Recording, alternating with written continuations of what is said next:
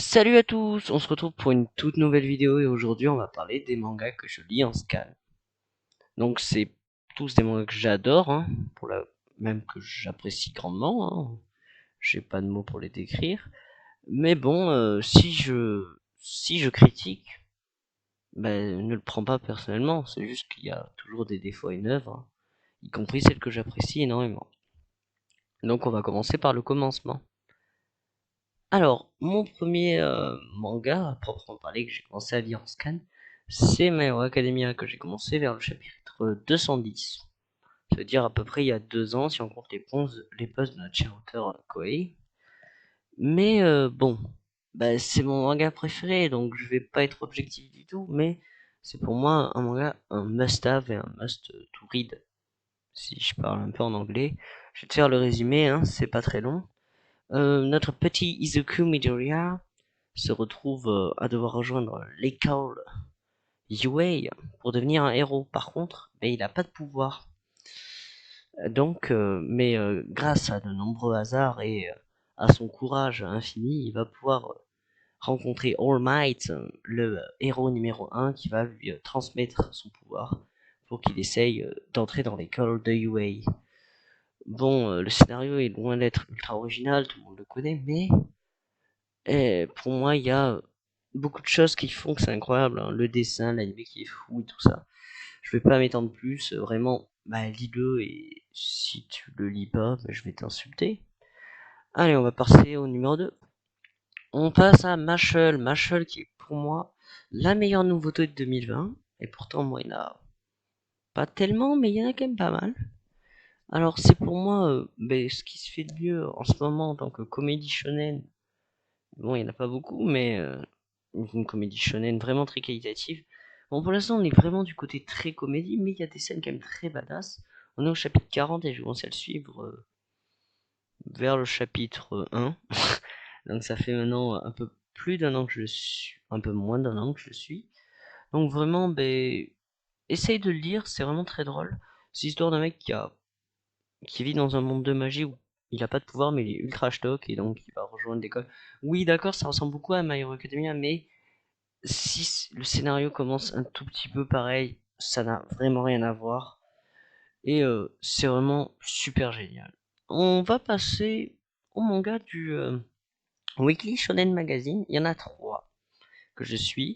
Et je vais commencer par Bakemonogatari. Alors Bakemonogatari, il est plus connu pour son animé, mais il a un manga très très stylé, qui est donc l'adaptation de l'animé, qui est une adaptation du light novel, qui reprend un peu le style assez unique des Bakemonogatari, mais il ajoute, il le mélange au style de O'Great, le dessinateur qui est l'un des tout meilleurs dessinateurs actuellement sur le marché, clairement, à part peut-être Murata, mais Murata est pas pareil, c'est pas le même style.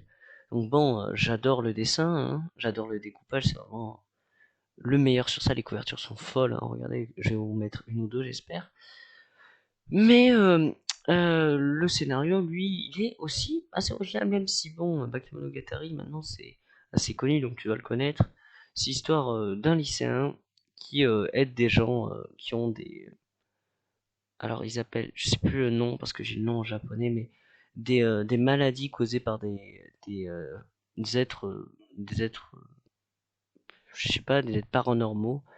Il y a c'est surtout des yokai, mais j'ai pas le nom français. Et donc bon, il doit aider souvent ces personnes à se libérer. Lui, il est quasiment immortel parce qu'il s'est fait manger par un vampire. C'est vraiment super stylé et le dessin est incroyable. Puis je dois le suivre depuis maintenant 3 4 mois, donc ça fait vraiment pas longtemps. C'est le plus récent de tous quasiment. On va passer aux 2 derniers. Donc on a mon cher, mon petit chéri, ma petite spécialité, Kakuno Inasuke. Le nom anglais a encore changé, donc je le dirai pas, mais c'est Cocos Faïenceuse. Alors là, c'est une petite romance comédie, pas piquée d'hanneton. Vraiment, sincèrement, c'est pas un must-have, mais j'aime bien. On a un dessin assez cool, hein. Il y a des pages qui sont vraiment très belles. Et c'est l'histoire d'un mec qui se fait échanger à la naissance avec une fille quand il était bébé. Et donc, ben, ils se rencontrent et ils sont fiancés, c'est très rigolo. Et je suis ça surtout grâce à un personnage qui je pense pourrait devenir un personnage incroyable. Voilà, elle. Sincèrement, si ce personnage est bien développé, ça pourrait vraiment être fou. Mais bon, je pense que comme on est au Japon, son développement sera pas correct. Euh, Juste, je vais vous dire un truc, c'est la sœur du personnage principal. Je vous laisse comprendre ce qui va se passer. On va passer au tout dernier manga. Au tout dernier manga que je suis en scan, qui est... Alors, j'ai oublié Bokaku no no Coupeuse, bon, je le suis depuis maintenant plus pas loin d'un an, même si ouais plutôt 6 mois, hein. Je crois qu'on est au chapitre je sais plus quel chapitre on est, mais on est un peu après le chapitre 50, donc presque un an. Pour Kenjono Okaram Shimasu ou Rent a Girlfriend in English People, parce que bon, je suis un peu une English People. Je vais d'abord te raconter le scénario. C'est l'histoire d'un mec qui loue une petite amie. Oui, ça existe. Au Japon, ça existe. Il loue une petite amie parce qu'il vient de se faire larguer par son ancienne vraie petite amie.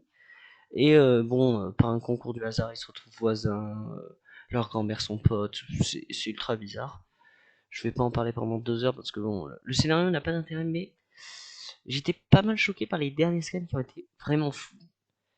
Ben là, je crois que c'est le scan 164 où vraiment j'ai reçu une leçon de découpage et une leçon de dessin par l'auteur et le dessinateur. Vraiment, c'est fou.